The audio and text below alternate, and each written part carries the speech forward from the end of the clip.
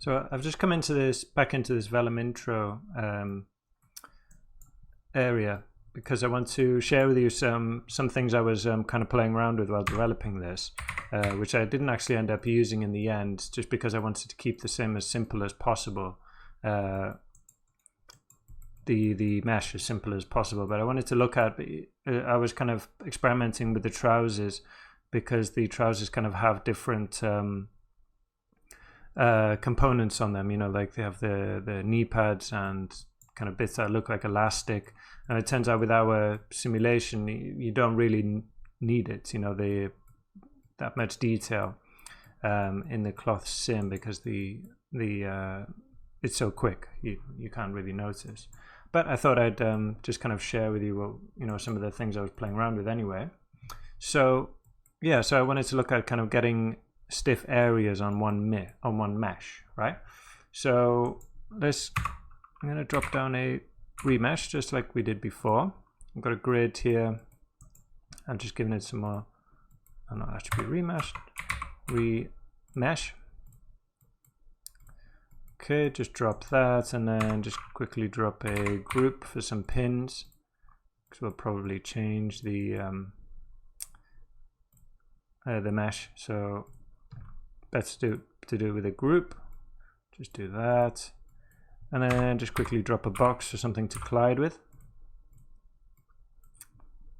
Drop that down, maybe stretch it out. Vellum configure cloth. Okay, it's all stuff we've done before. Pinpoints, I didn't name it. Give it a name.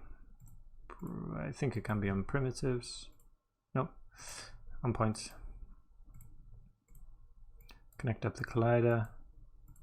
There we go. And a Vellum solver. There it is.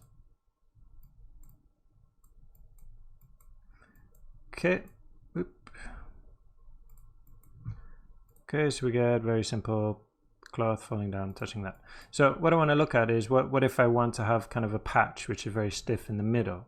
Okay, so one thing you can do, if you come into the in here, we can see that we've got control over this bend stiffness down here. Okay, so I can, you know, push this up to a really high value, and I'll get something fairly stiff if I push the sub steps up to 3 or more. But it'll still be fairly flexible, as you can see.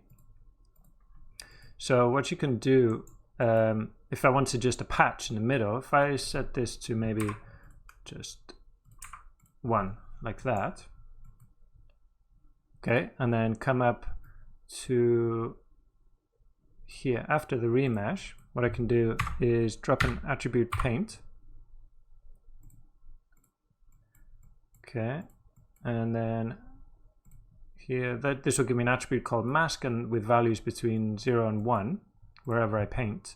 What I want to do, I'm just going to give myself I don't want any soft edge.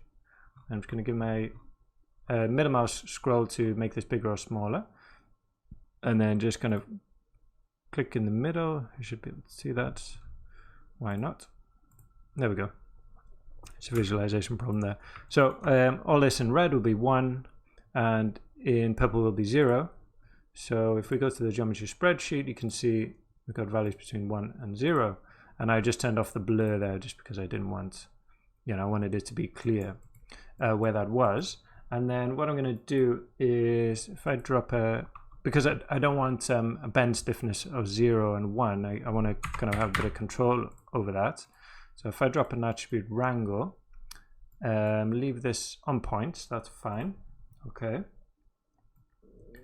And then so if we come down here, you can see we've got this scaling by attribute, and it gives you this, well, it's asking for actually an attribute called bend stiffness, which we don't have yet. Okay, if we come up here beforehand, you can see there's no bend stiffness there, so we need to create that attribute or something else and just type it in here, but we'll use this. So here we can make that attribute f at bend stiffness, so it will be a float. And then what I'm going to do is fit that mask that we've already got. Okay, fit 01, so it's expecting an attribute which has a range between 0 and 1, and that attribute is mask. Okay, and then I give it my new values that I want. Okay, so I'm going to give it some pretty extreme values. So instead of from 0 to 1, it's going to be, how many zeros there? 1, 2, 3, 4, 5, 6, 7, 8, 9. 1 and then something very high like that. Okay, and that's not happy because why? Oh, there we go.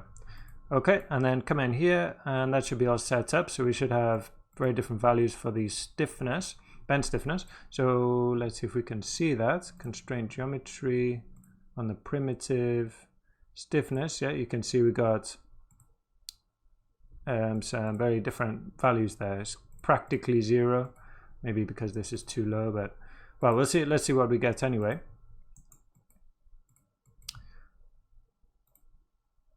And hopefully we should get a kind of stiff portion. Yeah, great. So you can see we get this kind of stiff portion in the middle there. Okay, but what if I want it to be, you know, almost not moving? So another thing you can do, it's kind of best to keep your mesh even like this. Okay, but another thing I've kind of experimented with that you can as well is kind of giving myself an uneven mesh. So as I said, you know, the lower the number of polygons, the stiffer your mesh can be. Okay, so I'm going to do this and just give this a different name here. Stiffness. Okay, and let's see, come over here, the same again. I'm going to get rid of this soft edge and then just kind of paint in the middle a big circle, right? And again, I want to grab an attribute wrangle to play around with these values. So I'm going to be basically using this stiffness attribute that I've just made to control the size of the mesh. Okay, and obviously I don't want a edge length of 0. Let's see, so we can kind of configure it here. We can say we want it going from 0.1, let's say. Okay, so most of it will be this size, and then the parts in the middle we could do 0.5. So we need to dial in those attributes, right? So we call that f at, we'll give it in the remesh here. I'll show you, we've got, if we change this to adaptive and control attributes, mesh size attribute, and we can use that target mesh size. So again, this is like the vellum cloth, it's asking for an attribute with this name. So I'm going to grab that, come up here and then make that attribute. So I'm making it here, declaring it, and again we're going to use a fit 01, and with the stiffness attribute there, yeah, f at stiffness. Okay, and let's see, what did I say? 0.2, I think.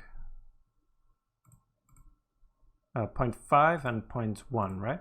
So let's see. So 0.1 to 0.5.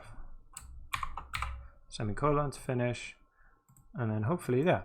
So there we go. So we can get this kind of, so in effect, you can paint where you want the mesh to be thicker and stiffer. And if we kind of play around with this gradation, we can, if I put that all the way up to 1, we'll get less of a kind of blend between the two. Okay.